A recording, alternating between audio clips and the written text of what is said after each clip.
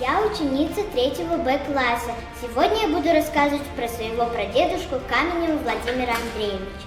Каменев Владимир Андреевич жил во Владимирской области в деревне Эдон. Оттуда он пошел на фронт.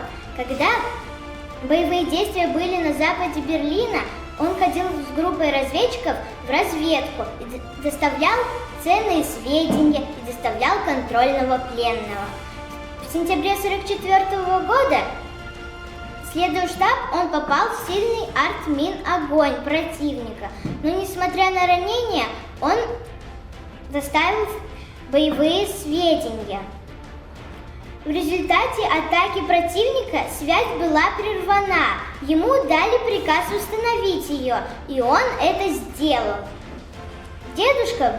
Прадедушка был очень храбрым, мужественным, и он был награжден орденом Красной Звезды, орденом